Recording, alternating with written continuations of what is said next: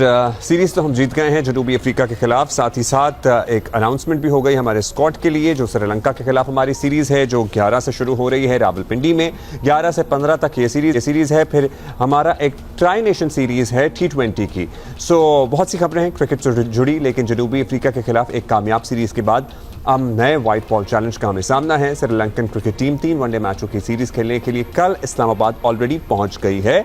Matches 11 से 15 नवंबर तक रावलपिंडी में होंगे। हसन नवाज को हटा दिया गया, मुतवक्का था वैसे, अलबत्ता फ़खर ज़मान को मजीद मौके देने का फैसला किया गया है। बाकी टीम में कोई बड़ी तब्दीली नहीं है। सच पाकिस्तान और श्रीलंका वनडे सीरीज के बाद पाकिस्तान, जिम्बाब्वे और श्रीलंका की टीमें T20 ट्रायंगुलर सीरीज में मुकाबले होंगी। पाकिस्तान टीम ने जनूबी अफ्रीका को जिस तरह खासतौर पर आखिरी और फाइनल मैच में शिकस्त दी है, नजर आ रहा था कि पाकिस्तान टीम जैसे कुछ अरसे से आउट ऑफ फॉर्म थी ना, वो वापस ट्रैक पर आ रही है। 144 रन का हदफ महज 3 विकेटों के नुकसान पर 26वें ओवर में हमने हासिल किया।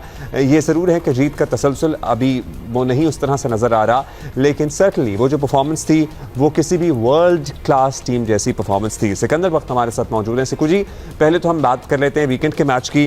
फैसला कौन मैच था हमारे लिए? सीरीज बराबर थी और जिस उम्दा कारकर्दगी का हमने मुजाहरा किया है, what do you have to say about it?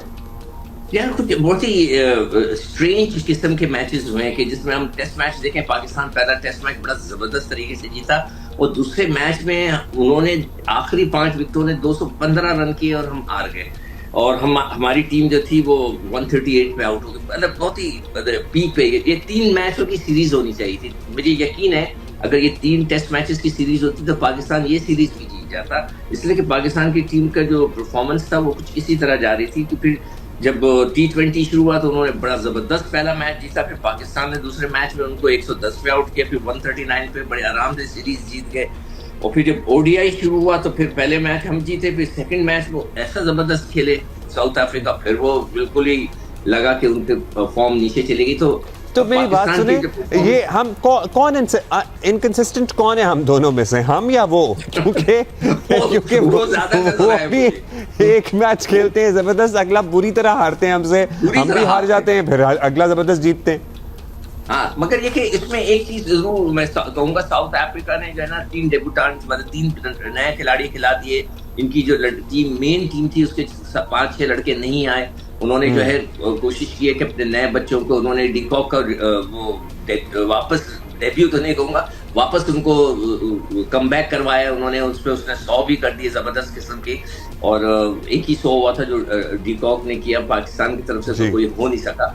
फिर उसके बाद बाबर को उन्होंने कोशिश की, बाबर रिवाइव नहीं कर सके, जिस तरह के हम चाह रहे थे उस तरह नहीं कर सके अभी तक। और अभी फिर मैचेस हो सकता है इंशाल्लाह उनकी फॉर्म दोबारा वापस आ जाए। उनकी फॉर्म आना बहुत जरूरी है।